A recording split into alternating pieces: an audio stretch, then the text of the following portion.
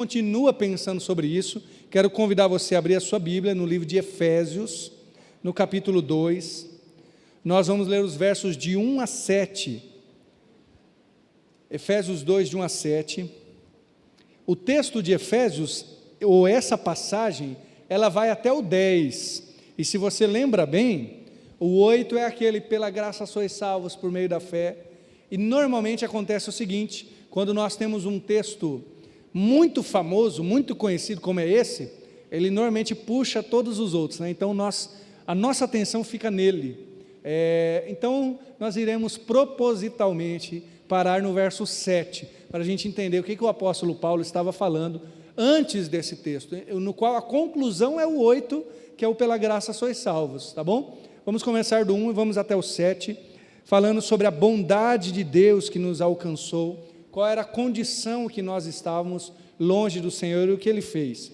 Diz assim o texto: vocês estavam mortos em suas transgressões e pecados, nos quais costumavam viver quando seguiam a presente ordem deste mundo, o príncipe do poder do ar, o espírito que agora está atuando nos que vivem na desobediência.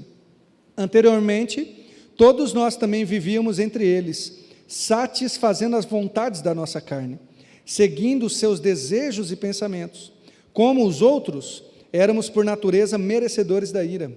Todavia, Deus, que é rico em misericórdia, pelo grande amor com que nos amou, deu-nos vida com Cristo, quando ainda estávamos mortos em transgressões. Pela graça vocês são salvos. Deus nos ressuscitou com Cristo e com Ele nos fez assentar nas regiões celestiais em Cristo Jesus, para mostrar nas eras que hão de vir a incomparável riqueza de sua graça, demonstrada em sua bondade para conosco em Cristo Jesus. Amém? Amém. O apóstolo Paulo, especialmente, e os outros também, costumam nos dar uma geral, vamos dizer assim, de qual era a nossa condição antes e depois de Cristo. Por vezes Paulo fala algo desse tipo: vocês estavam mortos em pecado, né? Vocês, escrevendo aos Efésios, ele vai dizer, vocês eram gentios. Aos Romanos, vocês estavam afastados de Deus, todos pecaram, estão longe da glória de Deus.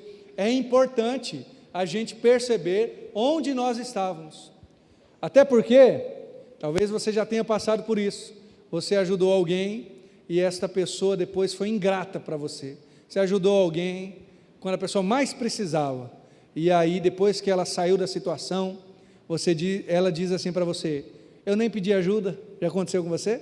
Eu nem pedi ajuda, você ajudou porque quis, né?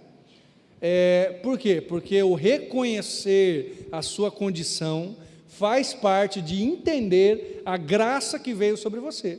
Vou repetir isso: reconhecer a sua condição faz parte do entender a graça que veio sobre você. A graça de Jesus está disponível, disposta a atuar na vida de todos deste mundo, todos. Tito 2,11 diz que a graça de Deus se manifestou salvadora. A graça já está manifestada, porém tem gente que diz assim: eu não preciso, eu consigo, eu faço por mim mesmo, né? Não preciso pedir para Deus, não é verdade? Agora, todos nós que estamos aqui, eu espero que seja assim com você, a gente já reconheceu: eu não consigo mesmo, eu sou um pecador falho, que pela minha condição eu não conseguiria chegar lá. Percebe? Reconhecer a sua condição é entender a necessidade da graça de Deus pela sua vida. E é por isso que o apóstolo Paulo repete tantas e tantas vezes, em várias cartas, dizendo: essa era a nossa condição. E os versos de 1 a 3, parece que Paulo vai fazer algo no qual a gente poderia dizer: calma, rapaz, fica mais calmo, não precisa tanto, mas precisa, para que a gente perceba aonde a gente estava, o lamaçal que a gente estava, ou eu diria assim, quão longe nós estávamos. E a condição era a seguinte: mortos em pecados. Vocês estavam mortos em suas transgressões e pecados. Mas quão longe a gente estava de Deus? Bom, Deus é vida, eu estava morto em pecado, não tem jeito de estar mais longe de Deus e da graça dele. Isso me ensina algumas coisas. Por exemplo, nada do que eu pudesse fazer me traria salvação, nada. Você não pega algo que está morto e diz assim, agora você faz. Não, nada. Por quê? Porque não pode gerar vida. Se você já é salvo, você não teve a capacidade de se salvar. O que aconteceu foi que a graça de Deus começou a brotar em você algo para que você fosse salvo. Aliás, a palavra ali, transgressão, mortos em transgressões e pecados. Talvez a sua Bíblia tenha uma tradução diferente. Mas a ideia de transgressão, que é o transgredir, né? Transgredir a lei, é o seguinte: você estava morto na sua condição e na sua ação. Porque o pecado é a condição que nós estamos, a transgressão é o que fazemos, é o ambiente, a cultura, é tudo que vivemos. Era assim que nós estávamos longe de Deus, morto no nosso pecado. De tempos em tempos, mesmo que você já tenha se convertido aqui há 70 anos, 50 anos, ou ontem, mas de tempos em tempos é bom lembrar isso, da onde que o Senhor nos tirou. Por quê? Aliás, por que o apóstolo Paulo está dizendo isso para uma igreja? Porque normalmente nós pensamos assim, essa é uma palavra evangelística, palavra muito boa, mas ela tinha que ser pregada lá na praça, não aqui. Não, gente, Paulo está escrevendo aos Efésios, uma igreja. Sabe por quê? Sabe o que estava acontecendo com os Efésios? Ou a igreja, os Efésios, né? Eles estavam numa briga entre eles, porque havia os judaizantes, aqueles que diziam assim, não, vamos seguir a lei de Deus, e assim a gente pode ser salvo. E havia os gentios, que não eram pessoas que caminhavam sob a lei dos judeus, a lei do Antigo Testamento. E eles estavam brigando entre eles, dentro da própria igreja. É como se Paulo dissesse assim, calma lá, baixa a bola, todos vocês estavam mortos em pecados.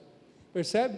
De tempos em tempos, o orgulho começa a crescer no nosso coração, igual uma erva daninha.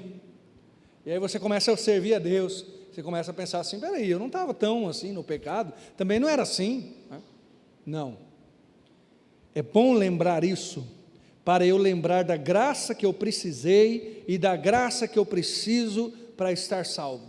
Bom lembrar disso, todas as vezes que eu pensar assim, como eu sou mais espiritual do que alguém, lembre-se desse verso, olha de onde Deus te tirou, lembre-se disso, não é para voltar para lá não, né? Não é para olhar para trás nesse sentido, mas é olhar para a condição do qual nós fomos tirados, do qual nós fomos resgatados. E eu poderia ainda dizer outra coisa, alguns são retirados de uma profunda vida de promiscuidade, isso é o mais fácil de viver, de ver, né, perceber. Então alguns dizem, eu realmente estava morto no pecado, porque eu estava fazendo um monte de coisa errada, e glória a Deus que você foi salvo, se isso aconteceu com você.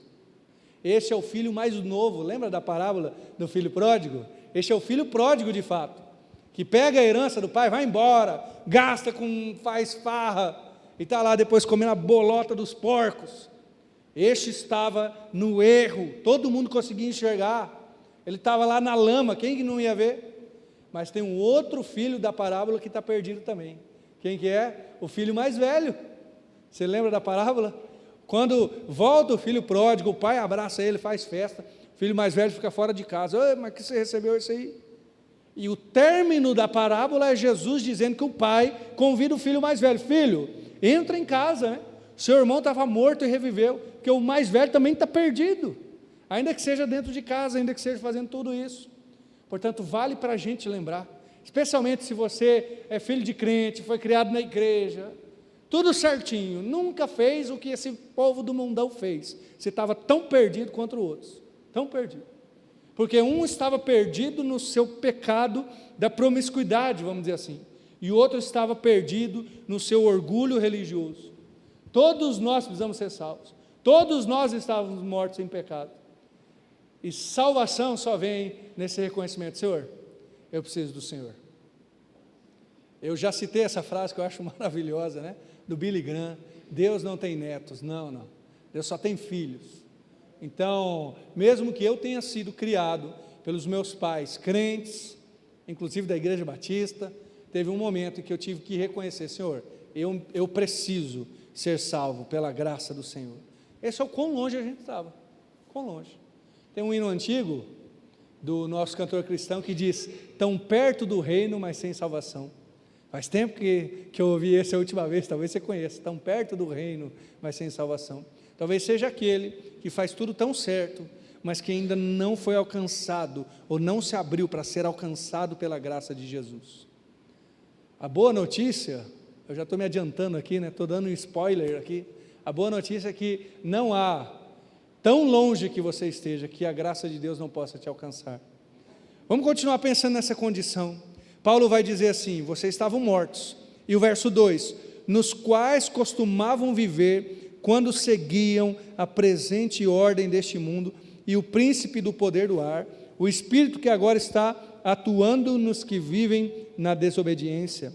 Paulo vai dizer assim, em resumo: vocês eram condenados, culpados da condenação de estarem separados de Deus. O que Paulo está descrevendo aqui? Ele está descrevendo uma cultura pecadora, um jeito de ser pecador. Veja que a Bíblia vai tirando as nossas desculpas, como se a gente fosse descascado pela palavra do Senhor. Então nós dizemos assim: eu sou assim porque eu aprendi. Bom, aí eu costumava viver assim, seguir a presente ordem, é o que o texto está dizendo, mas seguir o que os outros estão dizendo, estar acostumado, não é desculpa diante de Deus. Imagine se alguém for dizer: fulano, você fez algo errado. Não, eu fiz porque eu estava acostumado. Continua sendo errado, continua sendo digno de condenação, culpado de condenação.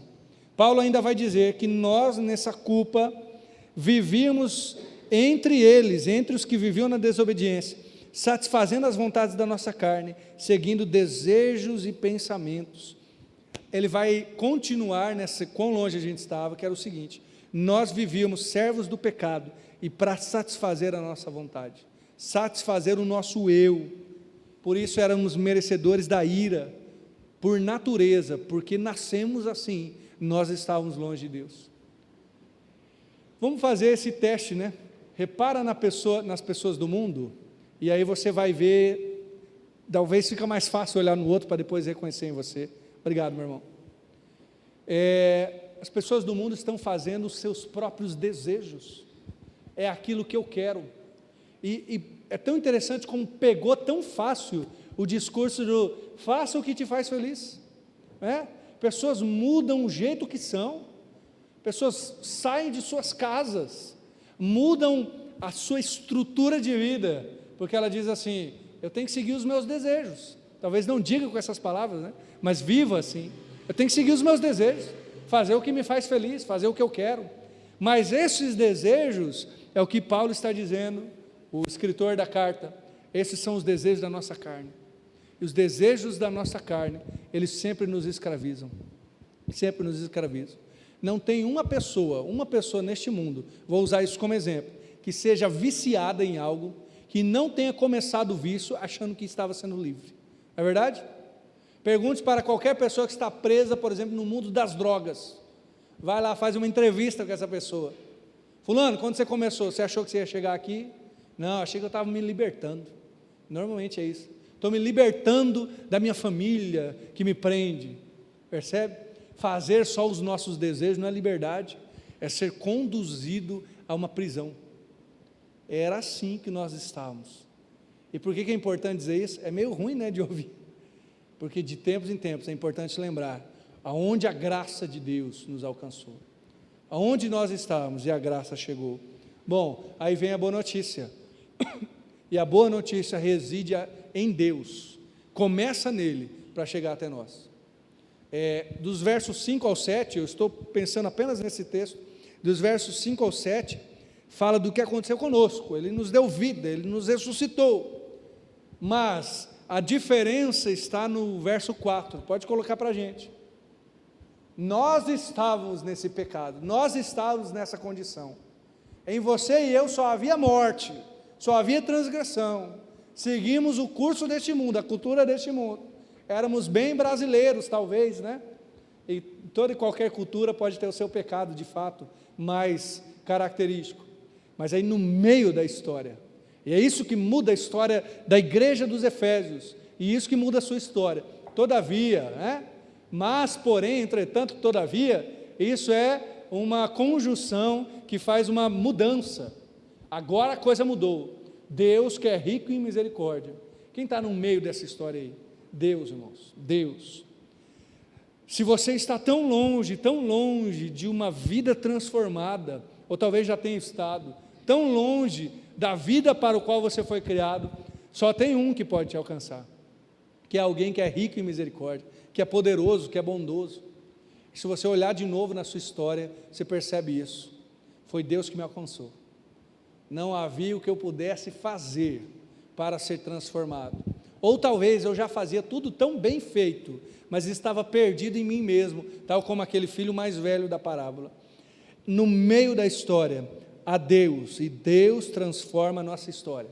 Quando nós nos encontramos com Ele, ou quando nós somos encontrados por Ele. É só Ele que pode mudar a história. É só Ele que pode nos transformar.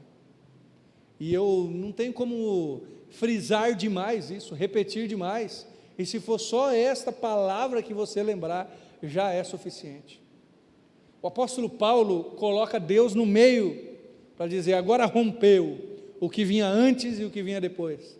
Talvez possamos dizer da seguinte forma: se o mundo tem o antes de Cristo e depois de Cristo, que transformou as eras, a sua vida também deve ter. Você deve se lembrar da sua história, e se isso não aconteceu ainda, você ainda tem a oportunidade de fazer isso. De como era antes de Cristo. Como que era? Depois você lê de novo os versos de 1 a 3. E o depois de Cristo. No meio está Deus. E Paulo vai colocar um atributo. Deus que é rico em misericórdia. Eu acho maravilhoso, irmãos, quando os textos bíblicos dão uma indicação sobre quem é Deus. Por quê? Porque eles estão querendo frisar um atributo, uma qualidade, uma característica de Deus que está presente ali. Deus é justo, por exemplo, mas ele não está querendo dizer isso agora. De fato, não deixou de ser justo, porque Paulo não falou isso neste momento. Mas o que ele está frisando aqui é: Deus é rico em misericórdia. E essa palavra rico, plutos, é a palavra original, é como se houvesse uma fonte, algo assim, a misericórdia de Deus jorra completamente, nunca acaba. Jesus vai dizer que rios de água viva fluem de quem bebe da água dele. O Jeremias, o profeta, quando está lá se lamentando pela escravidão do povo de Israel na Babilônia, ele diz, no meio do seu livro de lamentações, ele para o meio do livro de lamentações, fala assim: mas bom é aguardar no Senhor, bom é esperar no Senhor, porque as suas misericórdias não têm fim, elas se renovam a cada manhã. Lembrar-se de quem é Deus e de como Ele é misericordioso é o que não nos deixa no desespero, é o que não nos deixa afogados em nós mesmos, em nossas soluções ruins que não servem. Por quê? Porque esse Deus que nós conhecemos, Ele é rico em misericórdia. Eu preciso ficar um pouco mais nessa verdade, porque quanto mais nós conhecemos a Deus, mais nós entendemos como Ele é bom. Se Deus é rico em misericórdia, não há limite para que Ele possa te restaurar, porque alguns tratam assim com Deus. Eu já pedi perdão 2 vezes. Se Jesus manda os outros perdoarem um ao outro 70 vezes 7, será que Ele não aplica isso para si mesmo? Certamente, Ele está falando isso do seu próprio caráter. Então alguns desistem de seguir a Jesus, que dizem assim: eu já pequei demais. Mas quantas vezes? Talvez caí várias vezes. Bom, é claro que não é bom, é claro que não é, ninguém está aconselhando isso, mas Deus é rico em misericórdia, é rico em misericórdia. Quando você entende isso, você entende que não há queda que Deus não possa restaurar, que não há caniço rachado que Deus não possa fazer voltar, a estar bem, ou pavio fumegante que Deus não possa fazer arder de novo a chama. Deus é rico em misericórdia. Aplique isso ao seu coração, e aplique isso também à sua vida. Deus é rico em misericórdia na sua casa também, no seu emprego, onde você está. Existe riqueza de misericórdia de Deus para brotar lá. E eu não sei de que jeito, porque Deus é tão criativo, Se Ele que criou o mundo, imagina, Deus criou o mundo, a poesia, a música, então o modo dele tratar a gente é criativo também.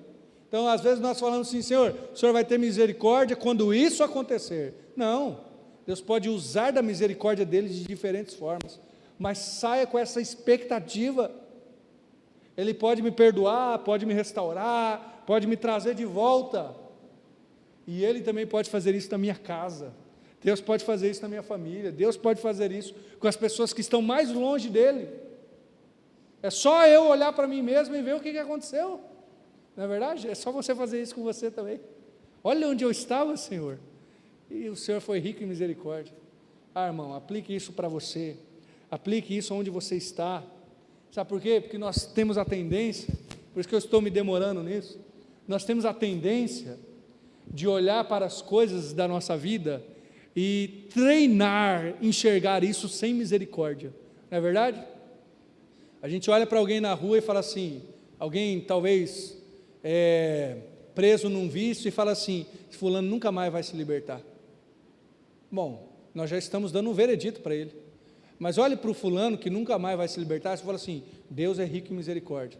Percebe?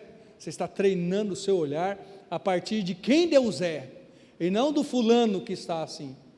Talvez você olhe para alguma condição, até para si mesmo, fala, eu nunca vou mudar isso. Eu posso dizer, Deus é rico em misericórdia. Eu mesmo nunca vou mudar, mas Deus é capaz. Ele é poderoso. Percebe? Essa forma de enxergar a vida é uma espécie de um protesto contra toda a escravidão do pecado, contra toda a deformação que o pecado nos trouxe, toda essa culpa aqui que eu falei antes. É por isso que é importante esse verso 4 no meio, porque quem transforma é Ele. Então é importante a gente saber quem que é este Deus do qual nós servimos. E esse Deus que é rico em misericórdia, agora Paulo ainda vai transbordar, Ele tem uma ação. Ele nos amou, Deus que é rico em misericórdia, pelo seu grande amor com que nos amou. Percebe? Qual que é a ação de Deus aqui? O amor com que Ele nos amou. Essa é a grande ação de Deus. Deus agiu conforme Ele é, e Ele nos amou. Como que Deus nos amou, irmãos? Como que Deus nos amou? Você lembra João 3,16 aí? Não precisa botar na tela não, vamos fazer aquele teste que a gente fez da outra vez? Vamos falar João 3,16 junto? Porque Deus amou o mundo de tal maneira que deu seu Filho unigênito, para que todo aquele que nele crê não pereça, mas tenha a vida eterna. Olha que coisa maravilhosa. Deus abençoe a sua vida, viu? Já começou bem esse versículo maravilhoso. Como que Deus nos amou? Deus amou, aí você vai falar de novo, como que é mesmo? Deus amou o mundo, enviando Jesus. Então perceba isso, Deus amou o mundo ao enviar o próprio Deus, que é o Deus Filho, para nós. Portanto, gente, com o seu grande amor com que nos amou aqui, é que Deus foi rico em misericórdia ao doar de si mesmo. Essa é uma grande questão. O que aconteceu então para eu ser transformado? Agora eu tive um pouco de Deus na minha vida. Não é que eu me tornei Deus, nada disso, mas eu tive Ele. A maior graça de Deus para você não é te dar dinheiro, não é nem te dar cura, apesar de que eu oro e desejo isso, não. A maior graça de Deus é Deus dar mais dele sobre a sua vida. Percebe? Porque graça, misericórdia, amor, bondade, alegria, isso tudo é atributo de Deus. Então quando isso brota no seu coração, é Deus fazendo parte da sua vida. O maior presente que a gente recebe é o presente de receber mais a Deus. Esta é a verdade. Bom, e agora a gente começa a pensar, o que mudou? Já que eu estava lá tão longe, morto em pecado, Deus me alcançou. O que aconteceu quando eu fui alcançado pela bondade de Deus? Aí entra assim os versos que eu citei ali, do 5 ao 7. Deu-nos vida com Cristo, quando ainda estavam mortos em transgressões. Pela graça vocês são salvos. Nos ressuscitou com Cristo, nos fez assentar nas regiões celestes. E Ele continua. Sabe o que Deus faz? Nos dá vida, e a palavra que nos fez ressuscitar com Cristo. Olha aí o problema que nós tivemos semana passada, está aqui de novo, que os textos da Bíblia são bons em reiterar que nós ressuscitamos com Cristo. Mas você lembra muito bem que ressurreição é o que aconteceu com Jesus, quando Ele se levanta dos mortos e não morre mais, Ele sobe ao céu, e ressurreição é o que vai acontecer comigo e com você, se Jesus voltar agora. Eu espero que aconteça contigo também, né? Corpos transformados. E acontecerá com todo aquele que morreu em Cristo Jesus. Essa é a esperança, inclusive, do apóstolo Paulo. 1 Coríntios 15, ele fala assim: irmãos, eu tenho uma notícia para vocês. Eis que no momento, no abrir e fechar de olhos, ante a última trombeta, porque a trombeta soará, e os mortos ressuscitarão incorruptíveis. E nós, que estamos vivos, Paulo cria nisso, acreditava que Jesus ia voltar na geração dele, nós seremos transformados. Olha só, no momento, no abrir e fechar de olhos. E Paulo vai explicar o que acontece. Convém que o que é mortal revista-se de imortalidade, o que é corruptível, ou seja, a carne que se corrompe, se revista de incorruptibilidade. Paulo está descrevendo a ressurreição. Depois você pode ler lá, 1 Coríntios 15, o texto inteiro, mas especialmente a partir do verso 50. Mas agora você começa a dizer assim: tá, mas se Paulo estava dizendo isso, por que ele está falando aqui que nós já ressuscitamos com Cristo? Qual que é o problema de Paulo? Será que ele se contradiz? Não, irmãos. Paulo está falando de uma nova realidade a qual nós vivemos. Qual que é essa realidade? É a realidade da ressurreição. Jesus já ressuscitou. Jesus já tem os benefícios de ressuscitar sobre a morte. Quais são eles? Venceu a morte. A morte não tem mais domínio sobre Jesus. Foi o que lemos semana passada, Romanos 5. Porém, agora nós podemos vivenciar algumas coisas, não todas elas. Se Jesus não voltar na nossa geração, uma hora você vai se encontrar com o Pai. Uma hora você vai morrer. Por quê? Porque a Bíblia testifica que o nosso homem exterior se corrompe. Eu espero que o interior se renove a cada dia, como está em 2 Coríntios 4. Mas isso vai acontecer. Porém, quais são os benefícios da ressurreição? Não é não ficar doente necessariamente, ou não envelhecer, ou talvez não morrer. Os benefícios é viver algumas coisas da graça de Deus que já nos são presentes. Por isso Paulo está falando: vocês já ressuscitaram com Cristo, porque agora vocês vivem, é como se houvesse um novo ambiente. Eu vivo numa nova realidade. Vou citar mais um texto, porque Paulo usa várias analogias. Ele fala que o Senhor nos transportou do reino das trevas para o reino do seu Filho de amor. Eu gosto dessa passagem, porque ela descreve um transporte de um ambiente, de um local, de um jeito de viver, de uma condição. Nós estávamos no reino das trevas, nós estávamos mortos em nossos pecados, mas agora nós já vivenciamos a ressurreição. Quer que eu te fale uma verdade, irmãos? Para gente que já está vivenciando benefícios da ressurreição, a gente está aproveitando muito pouco. A gente está aproveitando muito pouco. E com aproveitando aqui, eu não quero dizer daquele malandro, né? Que vive a partir de enganar o outro. Não.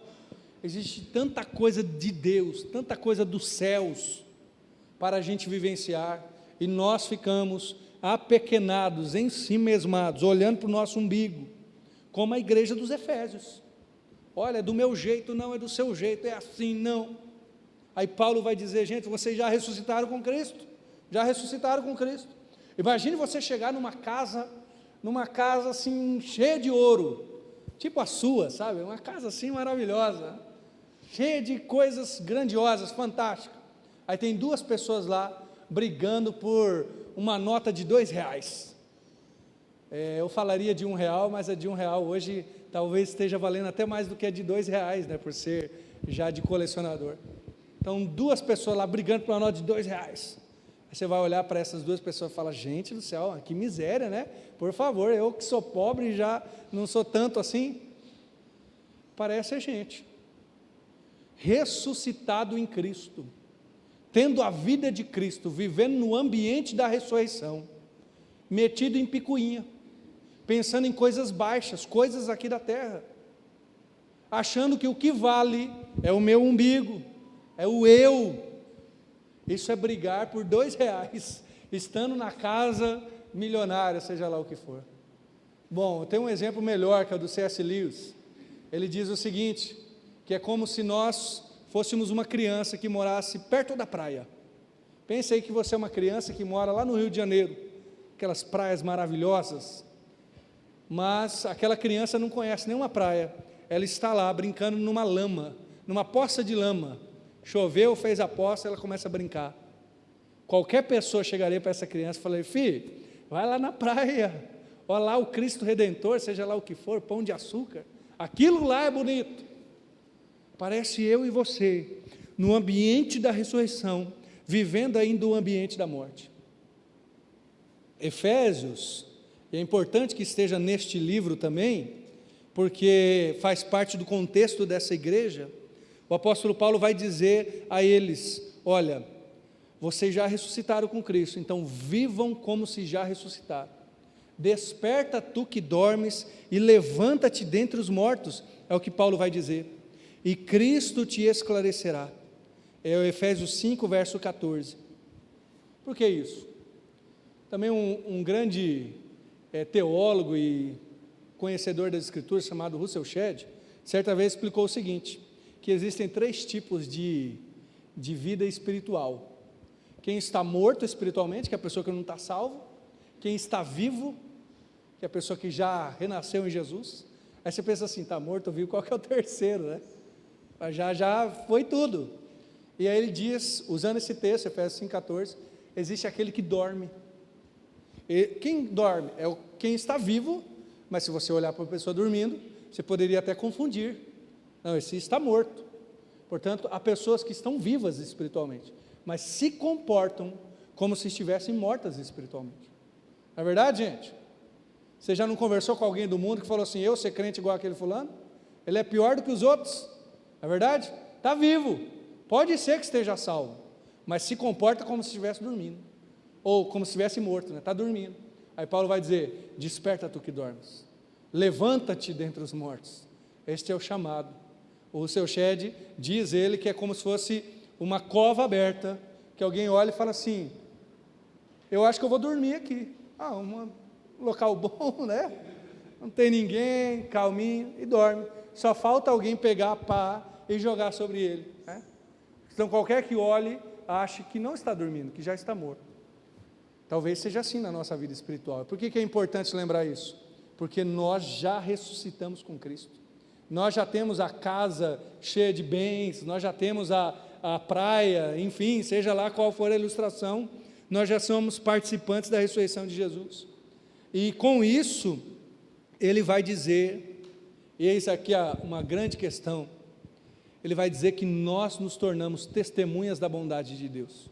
Testemunhas da bondade. Por quê? Há uma outra passagem que nos chama de cartas vivas, como se nós fôssemos a carta da bondade de Deus, a carta da graça de Deus. Mas aqui, o verso 7 me intriga, irmãos, de um jeito assim, talvez um dos textos que mais me intriga. E não é um texto de difícil interpretação, não é um Apocalipse, né, ou outros textos assim, mas esse me intriga, sabe por quê? Coloca o verso 7 aí, fazendo favor. Por que Deus fez tudo isso? Por que Ele nos ressuscitou, nos colocou nas regiões celestes? Para mostrar nos séculos vindouros, ou nas eras vindouras, o que me parece que Ele está descrevendo a vida celestial, quando nós estivermos lá na glória, seja lá como a gente chama, a incomparável riqueza da sua graça, demonstrada em sua bondade para conosco em Cristo Jesus. Aqui é uma resposta incrível para nós. Eu e você seremos testemunhas eternas da bondade de Deus. É como se, isso não vai acontecer, né? Mas se alguém começasse a duvidar, lá no céu, falar assim: mas será que Deus é bom mesmo? Peraí, deixa eu chamar aqui o pastor Daniel para ver se eu não era bom mesmo, não. Olha o camarada que eu salvei, morto em pecado, transgressor, vivia segundo o curso deste mundo, segundo o príncipe do poder do ar. E aí, percebe? O fato de você ser salvo vai ser eternamente uma demonstração da bondade de Deus. Eternamente você vai ser um testemunho. Rapaz, se eu estou no céu, é porque Deus é bom. Se eu cheguei aqui, olha, e todo mundo que estiver no céu, gente, vai estar com essa percepção. Não vai ter ninguém lá dizendo: olha, eu cheguei aqui porque eu dei uma ajudada, porque Deus não estava muito poderoso. Ninguém vai fazer isso. Você será um testemunho eterno, caso você seja salvo, caso você receba Jesus, da bondade de Deus.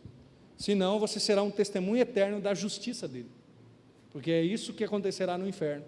As pessoas serão testemunhas da justiça, de como Deus é justo, de como Deus não brinca com o pecado. Mas no céu, voltamos para o céu, é da bondade de Deus. Agora veja se isso acontecerá eternamente, se isso acontecerá com as pessoas salvas e com o próprio Senhor. Isso pode acontecer agora. A sua vida é testemunho da bondade. Se você servirá de testemunho na glória, você já serve aqui. Percebe? Tudo que Deus fez, toda a transformação, toda a bondade dele que chegou até você, agora pode ser demonstrada aos outros. Percebe? Talvez o maior testemunho que você pode dar para alguém é a sua vida. Olha quem eu era, olha como eu andava. Talvez você não fosse alguém muito errado, não, mas olha como eu estava morto em pecado, e olha o que Jesus fez na minha vida. Talvez seja isso que a gente precisa fazer, gente. Ir aonde a gente vai. Ir lá na nossa casa, lá no nosso trabalho, lá com os nossos amigos, e dizer assim: veja quem eu era. A hora que alguém disser para você: mas Deus não pode me mudar. Deus pode te mudar. Como você sabe? Porque Ele me mudou a mim. Eu era bem pior que você, Ele me mudou. Se tinha alguém mais longe do que você, ou tão longe quanto, né? Era eu, e olha como eu estou. Demonstrar eternamente a bondade dEle para conosco em Cristo Jesus. Mas agora esse testemunho pode ser para você também, e para mim, porque eu posso olhar e falar: olha de onde que Deus me tirou, porque às vezes, gente, nós começamos a duvidar se Deus é bom mesmo, não é verdade? Só o calo doer um pouco mais, até 1 minuto eu aguento, até 1 minuto eu sou crente, do 2 aos 5 minutos eu já começo a desviar um pouco. Se o calo doer mais que isso, eu já digo: Deus, o Senhor me esqueceu aqui, né? Não é assim que acontece com você? Não, você diz: não, comigo não. Mas é bom a gente lembrar disso, da onde Deus me tirou. Olha a bondade de Deus, esse é um testemunho para mim também. Olha o que Deus fez comigo, Ele não me esqueceu, portanto Ele não me esquecerá agora. Salmo 126, um salmo famosíssimo, que fala da bondade de Deus também, né? Do que Deus já fez conosco, por isso estamos alegres, porque Deus foi bom, e as misericórdias dEle nos alcançaram. Mas aquele salmo é escrito em um momento ruim. Normalmente nós lembramos do verso 3 do Salmo 126, pode colocar: grandes coisas fez o Senhor a estes, ou a nós, por isso estamos alegres. O Salmo 126 está lembrando do que Deus já fez. Isso, grandes coisas o Senhor já fez, por isso estamos alegres. Mas o final, o último verso do 126, ele está lembrando a si mesmo: aquele que leva a preciosa semente, andando e chorando, essa é uma outra tradução, né? Voltará sem dúvida com alegria, trazendo seus molhos, seus feixes. Eles estão numa condição ruim, naquela condição ruim, estão plantando, chorando, quase que regando com as lágrimas, né? Mas eles estão ali lembrando: opa, Deus foi bom com a gente. Teve um momento que Ele foi tão bom, que a nossa boca se encheu de riso, nós nos enchemos de cântico, até mesmo se dizia entre as nações: grandes coisas fez o Senhor a estes. Aí vem o verso 3 que eu citei: sim, grandes coisas fez o Senhor por nós. O que está acontecendo aqui? Eles estão chorando aí, mas estão lembrando: olha o que Deus fez, olha a bondade de Deus. Então quem leva a preciosa semente, andando e chorando, vai voltar com alegria. O que está alimentando a esperança deles? O que Deus já fez, como Deus já foi bom, a misericórdia de Deus que já foi dada em outros momentos. Esse é um bom exercício para nós, gente. A gente lembrar da bondade de Deus. A hora que você falar assim: não, agora eu estou mal, agora está difícil, lembra do que Deus já fez na sua vida. Lembra que você será uma testemunha eterna da bondade de Deus, e Ele já fez algo em você, Ele já transformou, e isso pode alimentar a sua fé. Senhor, o Senhor que já fez grandes coisas, o Senhor continuará fazendo. Nem que eu esteja semeando, e às vezes a gente está orando e semeando com as lágrimas, amém, continua regando, na verdade, com as lágrimas, continue fazendo isso. Por quê? Porque Deus já foi bom, e nada mudou em Deus. Ele não deixou de ser bom, não, só porque a sua condição está ruim, ou não está adequada, ideal. Deus continua sendo bom. Eu e você, portanto, nessa testemunha da bondade de Deus, somos alcançados por Ele, vivenciamos ambiente de ressurreição e podemos viver uma vida agora, não ressuscitados lá, mas já vivendo o benefício da ressurreição de Jesus agora. Que você possa desejar isso para você, que você possa sair daqui com o seu coração inflamado por esse Deus misericordioso, que deseja muito mais, algo muito mais profundo do que mera religiosidade, e sim uma vida com Ele, uma profunda vida com o Deus ao qual você serve. Quero orar junto contigo e quero te desafiar a entregar-se ao Senhor, seja a tua vida, seja entregar-se novamente a Ele, depositar o seu coração, a sua fé na presença dEle. Senhor Jesus, obrigado por este tempo. Obrigado, Pai, por tudo que o Senhor tem feito, tudo que o Senhor tem falado conosco. E quando nós olhamos para aquele túmulo, aquela tumba vazia, sabendo que o Senhor não está lá, nós sabemos que o Senhor já entrou no Santo dos Santos, já ressuscitou, já está vivendo na era vindoura, mas não só isso, o Senhor nos permite viver aquilo que não era acessível às pessoas antes da sua morte e ressurreição. Temos salvação, temos transformação, nós vemos a misericórdia de Deus em ação e o seu amor soberano através de Jesus e do que nós podemos viver contigo.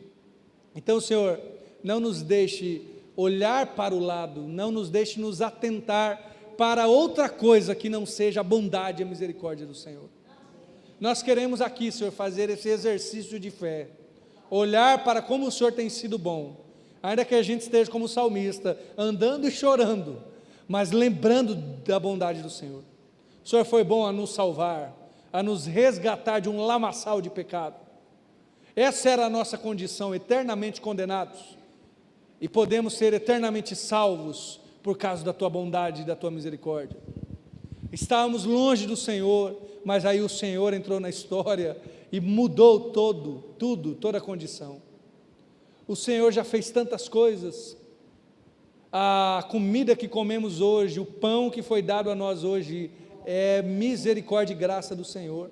Todo o sustento que temos, seja muito ou pouco, tudo que já vivenciamos, e Senhor, com fé na sua bondade, na sua misericórdia, nós podemos olhar para frente e dizer, queremos ter grandes expectativas, não de preponderância neste mundo ou riqueza neste mundo, mas daquilo que o Senhor vai fazer em nós, através de nós, daquilo que o Senhor vai fazer na nossa casa, daquilo que o Senhor vai fazer na nossa família, no ambiente em que estamos, seja no emprego, no colégio.